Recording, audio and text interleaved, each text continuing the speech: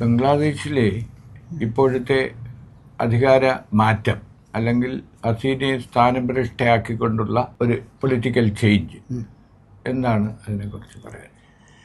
അത് അവിടെ കുറച്ച് നാളായിട്ടേ അവിടെ പ്രശ്നങ്ങളായിരുന്നു. ഒരു വോൾക്കാനിക് ഇറപ്ഷൻ വരുമ്പം അയ്യോ എന്ന് പറയുന്നവർ അത് കുറേ നാളായിട്ടേ അതിൻ്റെ കാര്യങ്ങൾ അവിടെ ബിൽഡപ്പ് ചെയ്യുമായിരുന്നു.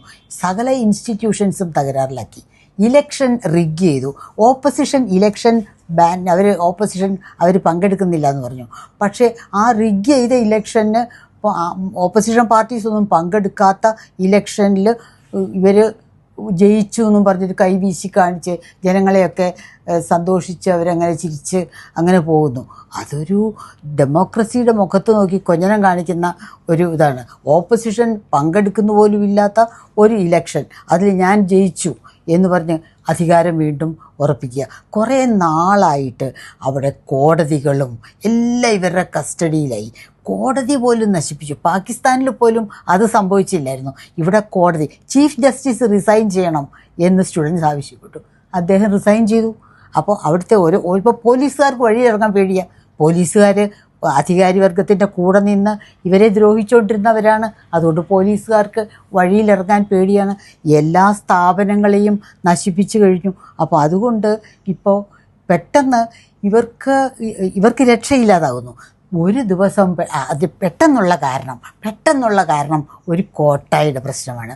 അതായത് അസംതൃപ്തി അങ്ങനെ നിറഞ്ഞു നിൽക്കുന്നൊരവസരം. ഇവർക്ക് ഇവരുടേതായ അണികളുണ്ട്. സ്റ്റുഡൻറ്റ് വിങ്, ചെറുപ്പക്കാരുടെ വിങ്, അവരുടേതായ മീഡിയയെ നമ്മളെല്ലായിടത്തും കാണുന്ന പോലെ തന്നെ അവരുടെ സ്വന്തം കുറച്ച് ആൾക്കാരുണ്ട്. അവരെ പ്ലീസ് ചെയ്ത് വെച്ച് ഇവർ സന്തോഷിച്ച് കഴിയുകയാണ്.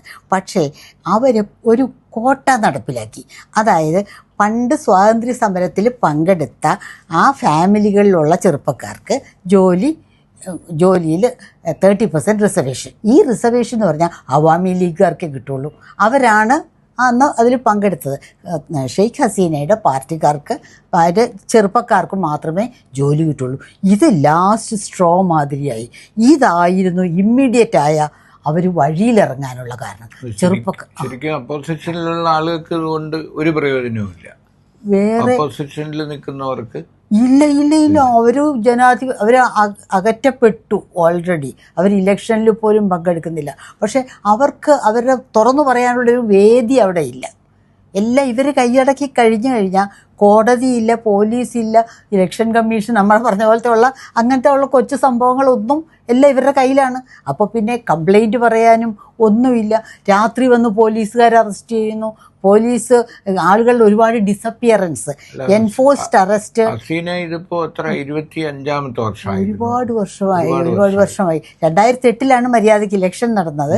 അതിനുശേഷം ഒരുപാട് കാലം ഇലക്ഷനിൽ കൂടെ തന്നെ ഏകാധിപത്യത്തിലേക്ക് വന്നിട്ട് എത്ര ആവും? അത് ഏതാണ്ട് കഴിഞ്ഞായി 10 വർഷത്തോളം പതുക്കെ അത്രയും നാൾ അധികാരത്തിലിരിക്കുമ്പോൾ ആർക്കും സംഭവിക്കുന്ന ഒരു സംഗതിയാണ്. സ്തുതിപാഠകരെല്ലാം അങ്ങനെ അവരെ പ്രശംസിച്ചും തുടർഭരണത്തിൻ്റെ അപകടം തന്നെയാണ്.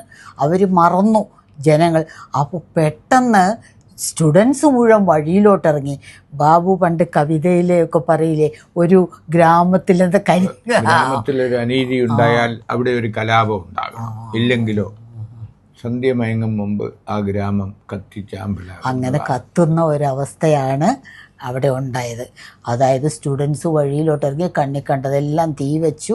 ഈ കോട്ടയ്ക്കെതിരായിട്ടാണ്. പക്ഷെ അതിൻ്റെ പുറകിൽ കുറേയേറെ അസംതൃപ്തിയുടെ നാളുകൾ, അടിച്ചൊതുക്കൽ, ഡിസപ്പിയറൻസ്, അങ്ങനെ പോലീസുകാരുടെ അറസ്റ്റ്, ചോദ്യങ്ങളില്ലാത്ത കാര്യങ്ങൾ, അങ്ങനെ കുറേ നാളായിട്ട് ജനാധിപത്യം ഇല്ലാതായി.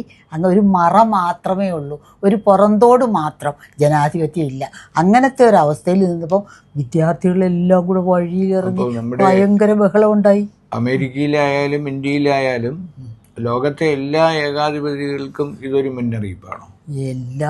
ഇസ്രായേൽ ഉൾപ്പെടെ എല്ലാ ഏകാധിപതികൾക്കും മുന്നറിയിപ്പാണ്. ജനം മുഴുവൻ വെളിയിലോട്ടിറങ്ങിയാൽ ജനത്തിനെ അങ്ങനെ. പിന്നെ ചൈനയിൽ ചെയ്ത പോലെ ആർമി സ്റ്റുഡൻസിനെ മുഴുവൻ വെടിവെക്കണം. അതിന് തയ്യാറാവുന്നത് അത്തരം ഒരു രാജ്യത്തിന് പറ്റും. സാധാരണ ഒരു രാജ്യങ്ങൾക്ക് അത് പറ്റുമോ? ഇവിടെ സൈന്യം റിഫ്യൂസ് ചെയ്തു. സൈന്യം സ്റ്റുഡൻസിൻ്റെ നേരെ നിറയൊഴിക്കാൻ ഒരവസരം, ആദ്യമൊക്കെ കുറച്ച് പേരെയൊക്കെ കൊന്നു, പക്ഷേ അത് കഴിഞ്ഞ് അവർ റിഫ്യൂസ് ചെയ്തു. സൈന്യം എന്ത് ചെയ്തു? ബുദ്ധിപരമായിട്ട് ചൈനയിലായാലും പാർട്ടിക്കാണോ സാംസ്കാരിക പ്രവർത്തകർക്കാണോ മുൻകൈ എന്നുള്ള തർക്കം, ആ പാർട്ടിയുടെ ഒരു ഏകാധിപത്യം തന്നെയാണ് അന്ന് നടന്നത്. വിദ്യാർത്ഥികളെ കൂട്ടക്കൊല ചെയ്തത്. അപ്പോൾ യഥാർത്ഥത്തിൽ അന്ന് ആ ഒരു വിപ്ലവം വിജയിച്ചിരുന്നെങ്കിൽ ചൈനീസ് കമ്മ്യൂണിസ്റ്റ് പാർട്ടിക്ക് പോലും ഒരു ജനാധിപത്യത്തിൻ്റെ വഴിയിലേക്ക് വരേണ്ടി വരുമായിരുന്നു. പക്ഷെ അങ്ങനെ വന്നില്ല. അവിടെ അങ്ങനെ ആയിരുന്നില്ല. അങ്ങനെ ഓൾറെഡി അങ്ങനെ ചെയ്തു വെച്ചു.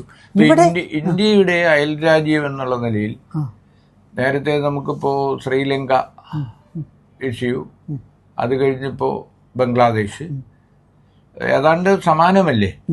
ശ്രീലങ്കയിലുണ്ടായ കലാപവും അവിടെയും ഒളിച്ചോടേണ്ടി വന്നല്ലോ. പക്ഷെ ശ്രീലങ്കയിലും ഭരണാധികാരികൾക്ക് ജനങ്ങളിൽ നിന്ന് ഒളിച്ചോടേണ്ടി വന്നു. കാരണം കൊട്ടാരമൊക്കെ ജനങ്ങൾ കൈയടക്കി, അടുക്കള വരെ അവർ കൈയേറി.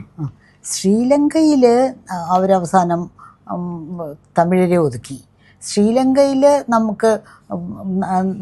നമുക്ക് കൂടുതൽ സ്റ്റേക്ക് ഉണ്ടായിരുന്നു താനും നമ്മുടെ തമിഴ്നാട്, നമ്മുടെ തമിഴർ. അതുകൊണ്ട് നമുക്ക് ശ്രീലങ്കയിൽ വല്ലാത്ത സ്റ്റേക്ക് ഉണ്ടായിരുന്നു. അത് അൾട്ടിമേറ്റ്ലി അവസാനം രാജീവ് ഗാന്ധിയുടെ കൊലപാതകത്തിൽ ആ സമയത്ത് ഇതല്ല പറഞ്ഞു. ഇപ്പൊ ഏറ്റവും ഒടുവിൽ നടന്ന കലാപം ഉണ്ടല്ലോ ശ്രീലങ്കയിൽ, ഇപ്പോ അടുത്തിടെ നടന്ന 1 year ബാക്ക് വലിയ കലാപം ഉണ്ടായല്ലോ. കാരണം ജനങ്ങൾ കൊട്ടാരമൊക്കെ പിടിച്ചടക്കുകയും അങ്ങനെ ഉണ്ടായല്ലോ. അല്ല, അങ്ങനെ ഒരു ജനം വഴിയിലിറങ്ങി റെബല്യ ചെയ്യുകയാണ് സൈന്യം. അപ്പം ആ സമയത്ത് അധികാരികളുടെ കൂടെ അല്ലാതെ ജനങ്ങളുടെ കൂടെ നിൽക്കാം എന്നൊരു തീരുമാനമെടുത്ത ലോകത്തൊരു ശക്തിക്കും ഒന്നും ചെയ്യാൻ പറ്റില്ല. ഷെയ്ഖ് ഹസീന ചെയ്ത പോലെ ഹെലികോപ്റ്ററിൽ കയറി അടുത്ത ഫ്രണ്ട്ലി രാജ്യത്തേക്ക് പോകാനല്ലാതെ ആർക്കും ഒന്നും പറ്റില്ല. എന്തുകൊണ്ടാണ് ഇന്ത്യ പ്രിഫർ ചെയ്തത് ഹസീന? ആദ്യം തുടങ്ങിയ മുജിബുർ റഹ്മാൻ, നമ്മൾ ബംഗ്ലാദേശിൻ്റെ ഉണ്ടായ കാലം തുടങ്ങിയുള്ളൊരു ചരിത്രമില്ല. അത് മുജിബുർ റഹ്മാൻ്റെ മകളല്ലേ. അപ്പോൾ ആ തരത്തിലാണല്ലോ അവർ രാഷ്ട്രീയത്തിൽ വന്നിരിക്കുന്നത്. അപ്പോൾ അവാമി ലീഗിന് എപ്പോഴും ഇന്ത്യയോട് ബന്ധമുണ്ട്. അതുകൊണ്ട് തന്നെ ഹിന്ദുക്കളോടും ഒരിതുണ്ട്. ആ ഹിന്ദുക്കളോട് സോഫ്റ്റ് കോർണർ ഉണ്ടെന്നും പറഞ്ഞാണ് ഇപ്പം ഹിന്ദുക്കളെ ആക്രമിക്കുന്നത്. അവാമി ലീഗുകാർ ഹിന്ദുക്കളാണ്, ഹിന്ദുക്കൾ മുഴുവൻ അവാമി ലീഗാണ്. അതുകൊണ്ടും പറഞ്ഞാൽ അങ്ങനെയാണ് അവരെ ആക്രമിക്കുന്നത്. അങ്ങനെയൊക്കെയാണ്. പുതിയ ഭരണകൂടം ഇന്ത്യയുടെ ഒരു ശത്രുതാ സമീപനം എടുക്കാൻ ഇടയുണ്ടോ ഇതുകൊണ്ട്? ഇല്ല. പുതിയ ഭരണകൂടം തൽക്കാലത്തേക്ക് മുഹമ്മദ് യൂനസ് ആണല്ലോ വന്നിരിക്കുന്നത്. മുഹമ്മദ് യൂനസ് അവിടുത്തെ ഒരു മോറൽ അതോറിറ്റി. യൂനസിനെ കുറിച്ച് പറയുമ്പോൾ നമ്മുടെ നൊബൽ ജേതാവായ ഒരാൾ ഇതിനു മുമ്പ് ഇപ്പൊ നോബൽ പ്രൈസ് കിട്ടിയ പലരും രാഷ്ട്ര നേതാക്കളായിട്ടുണ്ട്, പ്രധാനമന്ത്രിയും പ്രസിഡന്റും ഒക്കെ ആയിട്ടുണ്ട്. പക്ഷേ നോബൽ ജേതാവായ ഒരാൾ ഇത്തരത്തിൽ ഒരു പൊസിഷനിലേക്ക് വരുന്നത്, മറ്റൊരു പൊസിഷനിൽ ഇരുന്നു കൊണ്ട് അങ്ങനെ കിട്ടുകയാണല്ലേ, ആദ്യമായിട്ടാണ്. യൂനുസിനെ കുറിച്ച് എന്താ പറയുന്നത്? അദ്ദേഹം ഒരു ഗ്രേറ്റ് ഇക്കോണമിസ്റ്റാണ്. മാത്രമല്ല അദ്ദേഹം എന്താ പറയുക, ഒരു സോഷ്യൽ ഓൺട്രപ്രണർ, സോഷ്യൽ എൻജിനീയറിങ് എന്തൊക്കെയാണ് അദ്ദേഹത്തിന്. അദ്ദേഹം അവിടെ ഒരുപാട് മാറ്റങ്ങൾ കൊണ്ടുവന്നു. ബംഗ്ലാദേശിൻ്റെ പ്രോസ്പെരിറ്റി എന്ന് പറഞ്ഞാൽ ഒരുപാട് അവർ യൂനസിനോട് കടപ്പെട്ടിരിക്കുന്നു. അതിൻ്റെ അദ്ദേഹത്തിൻ്റെ ഇങ്ങനെ ആദ്യകാലത്തെ ഇൻ്റർവ്യൂകളിലൊക്കെ പറഞ്ഞ ഒരു കഥ പറയുന്നുണ്ട്.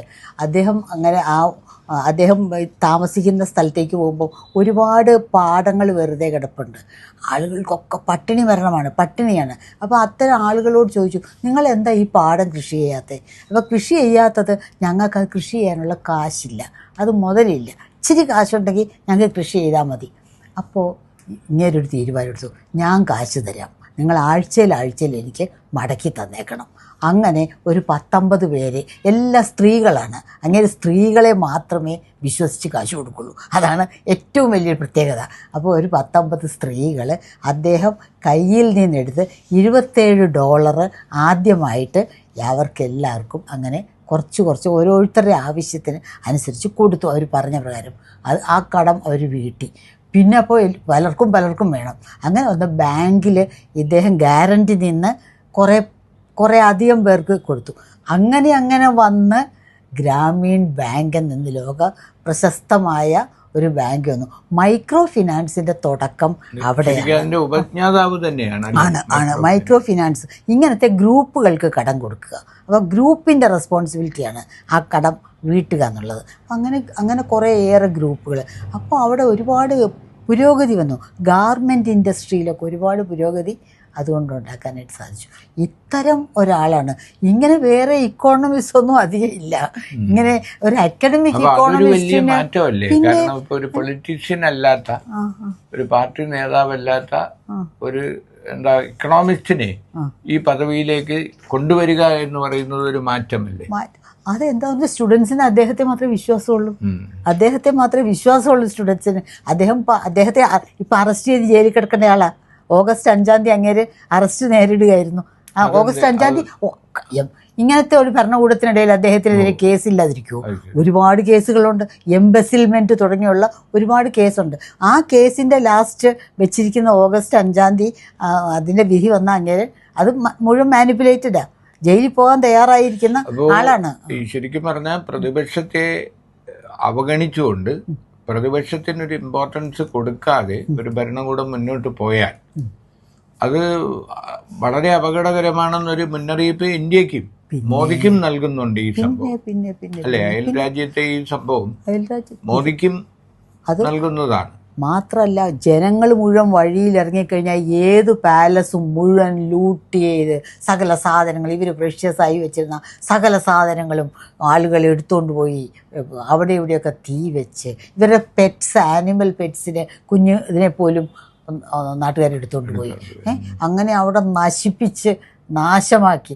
അങ്ങനെ പക്ഷേ സൈന്യം ആവശ്യപ്പെട്ടത് എത്രയോ 45 മിനിറ്റിനുള്ളിൽ പാലസ് വിടണം എന്നാണ്. അവർ ആ 45 മിനിറ്റിനുള്ളിൽ അവരും അനിയത്തിയും കൂടെ പിന്നെ ഇപ്പോൾ ഒരു പ്രശ്നമുള്ളത്, പാകിസ്ഥാൻ ഏത് നിമിഷവും നമ്മളോട് കലാപം ഉണ്ടാക്കും, ചൈന കലാപം ഉണ്ടാക്കും.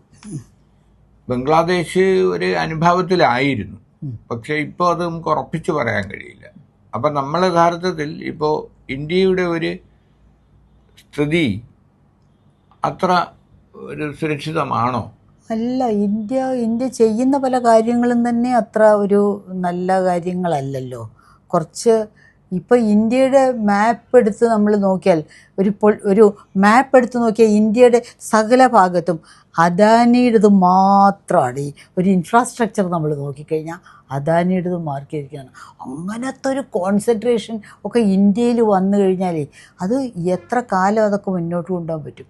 ചെറിയ നിസ്സാരമായ ഇതൊന്നും അല്ല. ഇനീക്വാളിറ്റി എന്ന് പറയുന്നൊന്നും അല്ല. ഇവിടെ ഭയങ്കരമായ പ്രശ്നമാണ് ഇന്ത്യയിൽ. അദാനിയാണോ ഇന്ത്യ? മോദിയും അല്ലേ? അല്ല, Adani Modi wherever Modi goes there Adani will also be there. Mary had a little lamb എന്ന് പറഞ്ഞാൽ അതിനെ പാരഫ്രൈസ് ചെയ്ത് ഇക്കോണമിസ്റ്റിൽ ഒരു ലൈൻ ഇട്ടിട്ടുണ്ട്. Wherever Modi goes there Adani was sure to go. അങ്ങനെയാണ് ആദ്യകാലത്ത്. അദാനിയുടെ ഫ്ലൈറ്റുകളിൽ മുഴുവനും മോദിയെ കൊണ്ട് കറങ്ങിയെടുക്കും. മോദി അയൽ രാജ്യങ്ങളിൽ പോകുന്നിടത്ത് മുഴുവൻ അദാനി പോകും. അങ്ങനെ കുറേ കാലത്തെ ഉണ്ടാക്കിയെടുത്താണ്. ഗുജറാത്തിൽ നിന്ന് തുടങ്ങിയതല്ലേ, അവിടുന്ന് തുടങ്ങിയതല്ലേ. അപ്പോൾ അദാനിക്ക് അതിൻ്റെ റിട്ടേൺ ഒരുപാട് ഉണ്ടായി. പക്ഷേ ഇപ്പം ദാ പെട്ടിട്ടുണ്ട്. എന്തൊരു അക്രമമാണ്. രാഹുൽ ഗാന്ധിയാണ് ഹിൻഡൻബർഗിൻ്റെ ആ കമ്പനിയെ ഇൻഫ്ലുവൻസ് ചെയ്തതൊക്കെ പറഞ്ഞ് എന്ത് ഫൂളിഷ്നെസ്സാണ്. അമേരിക്കയിലിരിക്കുന്ന ഒരു ഷോർട്ട് സെല്ലർ ഫേം അവർ അദാനിക്കെതിരെ പറഞ്ഞപ്പോൾ അത് രാഹുൽ ഗാന്ധി ഇവിടുത്തെ കോൺഗ്രസും കൂടെ പറഞ്ഞിട്ടാണ് അത്രേ അവിടെ ഹിൻഡൻബർഗ്. രാഹുൽ ഗാന്ധി ആദ്യമായിട്ട് അവർ തമ്മിലുള്ള ബന്ധത്തിന്റെ രേഖകളും ചിത്രങ്ങളും പാർലമെന്റിൽ കൊണ്ടുവന്നതോടെയാണ് ലോക്സഭയിൽ നിന്ന് രാഹുൽ ഗാന്ധിയെ ഏതാണ്ട് പുറത്താക്കി വീടൊഴിപ്പിച്ചു. സുപ്രീം കോടതിയുടെ ഒരു ഇതുകൊണ്ട് മാത്രമാണ് ഇപ്പോൾ വീണ്ടും വന്നത്. അല്ല, ഇനി സുപ്രീം കോടതി വളരെ ഇടപെടേണ്ട സമയമായി. നമ്മുടെ സെബി പോലും, securities and exchange board of India ഭയങ്കരമായിട്ട് കൺട്രോൾ ചെയ്യുന്നതിൽ ഇപ്പോൾ ഈ സെബിയുടെ അധ്യക്ഷ പറയുന്നതിൽ ന്യായം വല്ലതും ഉണ്ടോ? ഒരു ന്യായമില്ല. അത് സെബി ഇങ്ങനെ കോൺഫ്ലിക്റ്റ് ഓഫ് ഇൻട്രസ്റ്റ് എന്നുള്ള ഒന്നും പറയാവുന്ന തരം ഒരു ഫീൽഡ് അല്ല securities and exchange board of India. എന്തു പറഞ്ഞാലും അൾട്ടിമേറ്റ് ലാസ്റ്റ് വേർഡ് സുപ്രീം കോടതി പറഞ്ഞു. You are the last word എന്ന് പറയുന്ന ഒരു പാസ്റ്റ് സെക്യൂരിറ്റീസ് ആൻഡ് എക്സ്ചേഞ്ച് ബോർഡിനുണ്ട്. ഓർമ്മയുണ്ടോ ഹർഷത് മേത്തയുടെ ഒക്കെ കാര്യം? ഹർഷത് മേത്ത ജയിലിൽ പോയി, എത്ര പേര് ജയിലിൽ പോയി, എത്ര പേരുടെ എന്തുമാത്രം പൈസ തിരിച്ചു. കമ്പയർ ചെയ്യുമ്പോൾ അന്നത്തെ ഓഹരി കുംഭകോണം, ഈ ഹർഷത് മേത്തക്കെതിരെ വന്ന അലിഗേഷൻ, അതും ഇതും കൂടി നമ്മൾ കമ്പയർ ചെയ്യുമ്പോൾ ഏതാണ് കൂടുതൽ? ഇവിടെ അങ്ങനൊന്നും അല്ല. ഇവിടെ കോൺഫ്ലിക്റ്റ് ഓഫ് ഇൻട്രസ്റ്റ് ഉള്ള ഇവർക്ക് തന്നെ അദാനി ഗ്രൂപ്പിൽ ഇൻവെസ്റ്റ്മെന്റ് അല്ലേ. പക്ഷെ അതിപ്പോ ഭർത്താവിന്റെ സുഹൃത്താണ്, ഭർത്താവിന്റെ സുഹൃത്ത് ഇൻവെസ്റ്റ് ചെയ്തതൊന്നുമല്ല. അത് അങ്ങോട്ടും ഇങ്ങോട്ടും ഒക്കെ മാറ്റുക എന്നല്ലാതെ ഇവർക്ക് അവിടെ ഉണ്ടായിരുന്നു. ഇവരെ അപ്പോയിന്റ് ചെയ്തത് അദാനി പറഞ്ഞിട്ടാണ്. ഇവരെ securities and exchange board of ഇന്ത്യയിലെ ടോപ്പ് പൊസിഷനിൽ കൊണ്ടുവന്നത് ആര് പറഞ്ഞിട്ടാണ്? അദാനി പറഞ്ഞു. എസ്റ്റാബ്ലിഷ് ചെയ്യാൻ പറ്റും അങ്ങനെയൊക്കെ അതിന്റെ ബാക്ക്ഗ്രൗണ്ട് അത് കോൺഫ്ലിക്റ്റ് ഓഫ് ഇൻട്രസ്റ്റ് അവിടെ. സുപ്രീം കോടതി കഴിഞ്ഞ തവണ തന്നെ അലിഗേഷൻ വന്നപ്പോൾ 2023 അലിഗേഷൻ വന്നപ്പോൾ തന്നെ അത് തള്ളിക്കളഞ്ഞത് ഈ ഇന്ത്യയെ തകർക്കാൻ ഉള്ള ഇന്ത്യയെ തകർക്കാൻ അദാനിയെ തകർത്തോണ്ടാവോ? അദാനിയാണോ ഇന്ത്യ? അങ്ങനെയാണ് ഇപ്പോ പറയുന്നത്. തകർക്കാനുള്ള അങ്ങനെയായാൽ ശരിയല്ലോ, അട്ടിമറിക്കാനുള്ള ശ്രമമാണ് അത് എന്തൊരു ഫൂളിഷല്ലേ. അമേരിക്കയിൽ അവിടുത്തെ ഒരു ഷോർട്ട് സെല്ലർ ഫേമോ, അവർക്ക് രാഹുൽ ഗാന്ധി ആയിട്ട് എന്ത് ബന്ധം? രാഹുൽ ഗാന്ധി പറഞ്ഞിട്ട് അവരുടനെ ഇവർക്കെതിരെ കള്ളക്കേസ് ഉണ്ടായിരുന്നു. പാർലമെന്ററി കമ്മിറ്റി അന്വേഷിക്കണം എന്ന ആവശ്യമാണ് അന്വേഷിക്കും. സുപ്രീം കോടതി ഇനി വിജിലൻ്റായിട്ട് അന്വേഷിക്കും. ഇനി ഈ പറയുന്ന കോൺഫ്ലിക്റ്റ് ഓഫ് ഇൻട്രസ്റ്റ് ഒന്നുമല്ല. Securities and exchange board of India എന്തൊരു സ്റ്റേച്ചറുള്ള ഒരു ബോഡിയാണ്. അതിനെയൊക്കെ നശിപ്പിച്ച് സീസറിൻ്റെ വൈഫിനെ പറ്റി പറഞ്ഞ പോലെയാണ്. സെക്യൂരിറ്റീസ് എക്സ്ചേഞ്ച് ബോർഡ് ഓഫ് ഇന്ത്യയുടെ ചെയർപേഴ്സൺ ഇരുന്നുകൊണ്ട് കോൺഫ്ലിക്റ്റ് ഓഫ് ഇൻട്രസ്റ്റ് ഉണ്ടോ ഇല്ലയോ എന്ന് പറയേണ്ട ആളല്ല അവർ ഇതിനൊക്കെ എബവ് ആയിരിക്കേണ്ട ഒരാളാണവർ.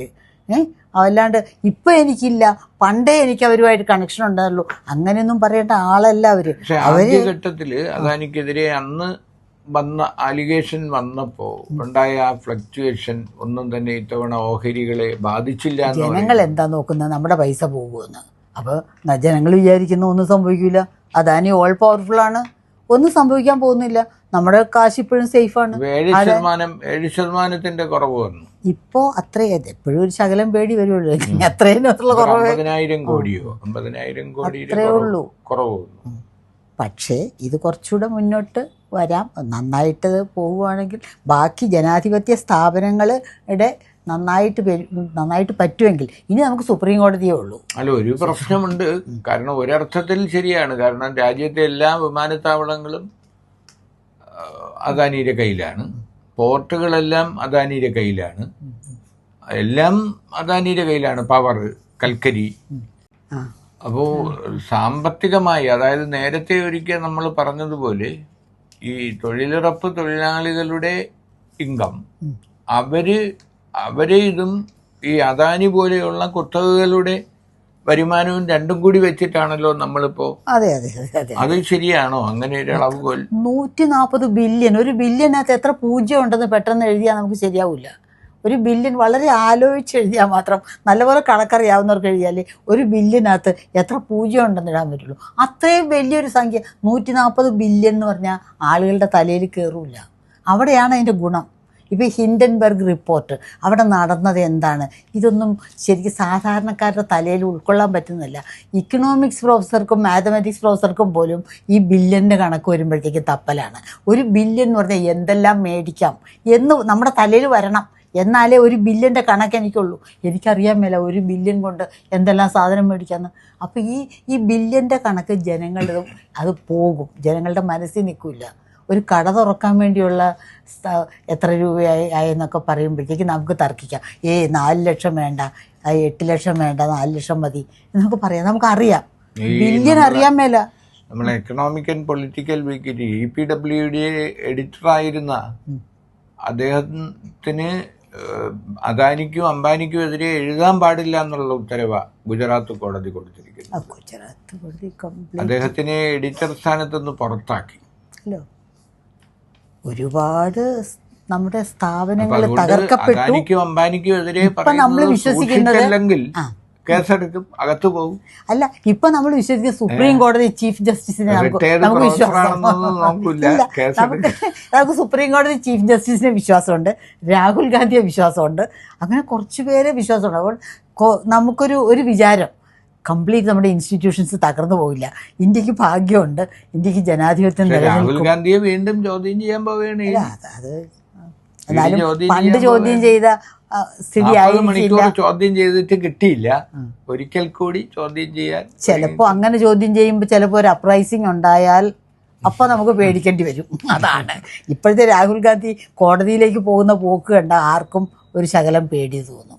അവിടെ കോടതിയിലെ നെഗറ്റീവായ ഇതൊക്കെ വരുമ്പോഴത്തേക്കും സകല ഓട്ടോറിക്ഷ ഡ്രൈവറും സകല വഴിയിൽ നിൽക്കുന്ന സകല മനുഷ്യരും കൂടി ഒരു വലിയ ആർമി പോലെ പോകുമ്പം ഒരു ശകലം പേടി എല്ലാവർക്കും ഉണ്ടാകും. സുപ്രീം കോടതി പറഞ്ഞിട്ടുണ്ട്, ശ്രദ്ധിച്ച് വേണം മീഡിയയെ എല്ലാം കോടതി ജാഗ്രത പുലർത്തണം എന്ന് പറയുന്നുണ്ട്. സുപ്രീം കോടതി ജാഗ്രത പുലർത്തിയില്ലെങ്കിൽ ചിലപ്പം അപ്രൈസിങ് പോലും ഉണ്ടാകും. അതാണ് പറയുന്നത്. അതിലൊക്കെയാണ് എനിക്ക് വിശ്വാസം. ബംഗ്ലാദേശ് എല്ലാവർക്കും ഒരു മുന്നറിയിപ്പാണ്.